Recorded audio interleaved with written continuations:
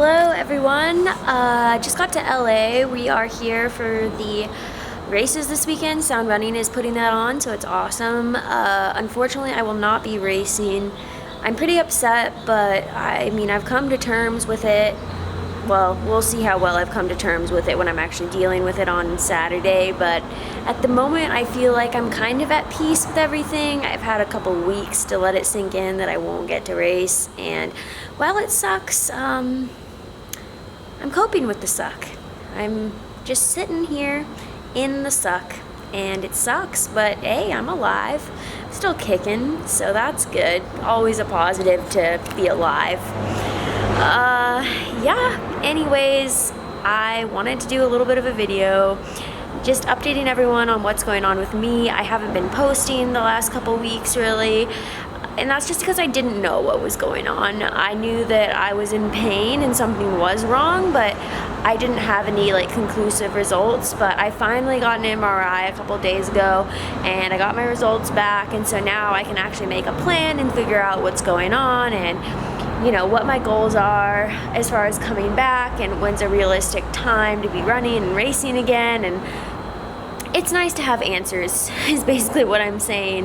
But yeah, it's not ideal that I thought I had shin splints, but I actually have bilateral stress reactions. I got a call from the doctor about my MRI results, and basically I have a stress reaction in each leg.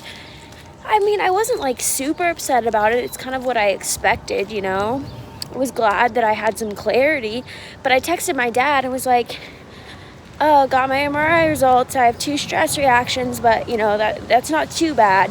And he texted me back, great news, kid! 3 exclamation points. Happy for you. What? How low of expectations does my dad have for my life that he thinks getting 2 stress reactions is great news? I'm just so concerned. Love you, Dad, honestly. Great guy, best dad in the world.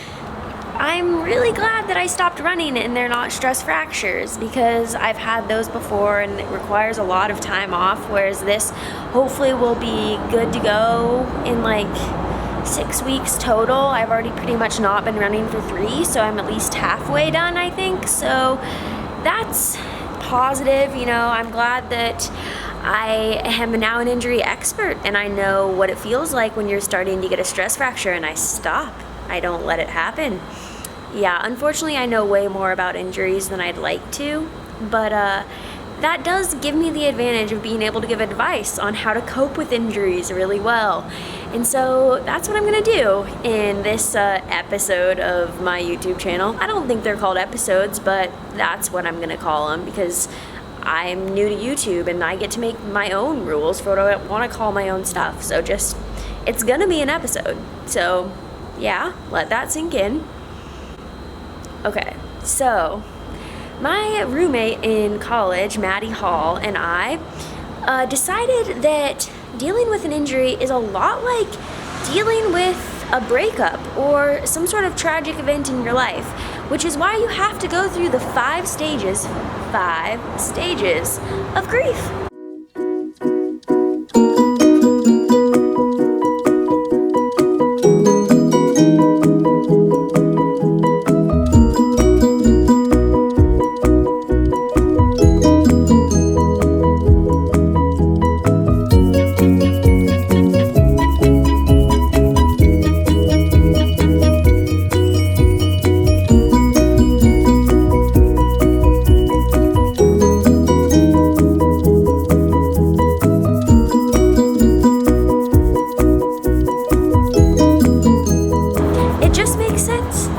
And so the first one is denial.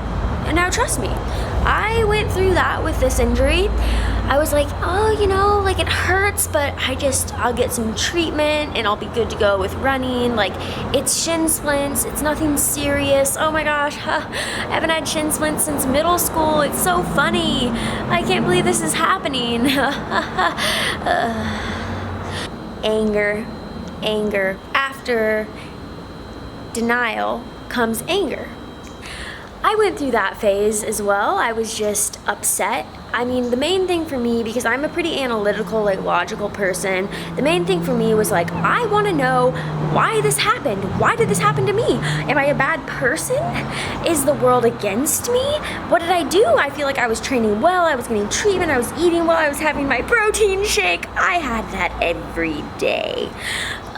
And I was just like, why? Why did it happen to me? I'm so upset. Like, it doesn't make sense. I feel like I've been really smart with everything, and like, I'm doing well, I'm balanced, like, I was angry. That's the only way to say it. It's just the anger. It did hit. It did hit. After anger comes bargaining. Bargaining is really fun because it's where you try to convince yourself that nothing is wrong, even though you already know that something is wrong. So that's when I was like, oh, you know, I've got this problem here, but I mean, it's a lot of pain, but I can deal with it. I'll do workouts, I'll cross-train easy days, I'll still be able to race, everything will be fine. I'm good. I mean, it's not what I wanted, but it's a bargain I'm willing to settle for.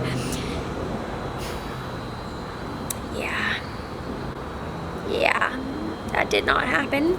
This bargain was not something that was attainable. It's not a good idea to continue to run on a stress reaction, or two, for that matter. Depression, and that hit as well.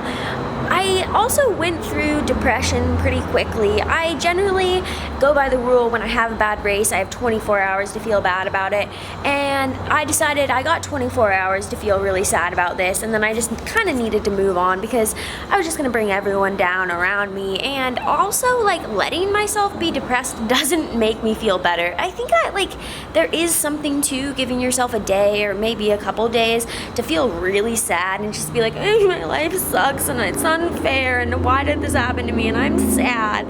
But then after that, it's kind of important to like stop giving yourself permission to be really sad about it and just be like, yeah, I mean, that sucks, but the only way to get through it is to move on and think about like the better things that are going on in my life. If I just fixate on this one bad thing, I'm gonna be upset. Like, there's no way to get around that. Like, this is a sucky situation, but that doesn't mean every situation in my life is sucky.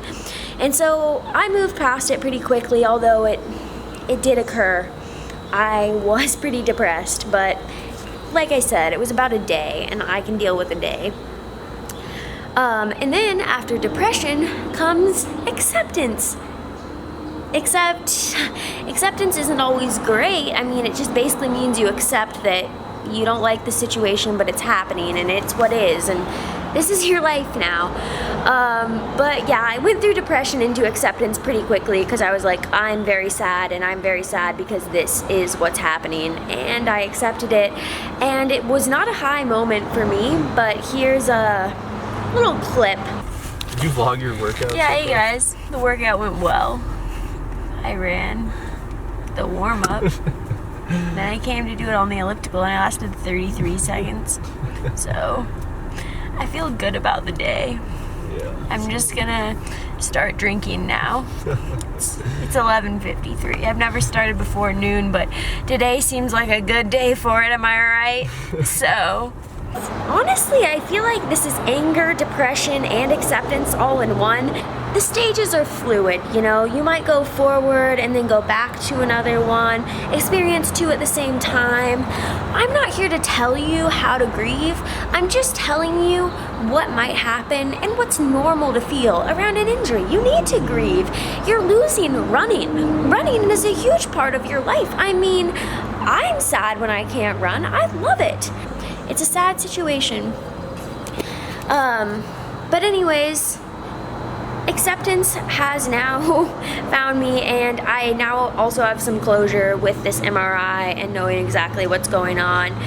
I am obviously not happy that I have 2 stress reactions, but I'm happy that they didn't turn into fractures, and I'm really thankful for the team of people that I have around me. Like, I have a great sports psych, a great doctor, athletic trainer, coach, teammates, boyfriend, family, all of that. So like, I'm very thankful because I don't think that I could deal with this on my own. Like, it's been a pretty tough year, I'm not gonna lie. It's just like, it's been one thing after the other, and in combination with a global pandemic, it's not ideal, but I'm gonna get through it and it's gonna be okay.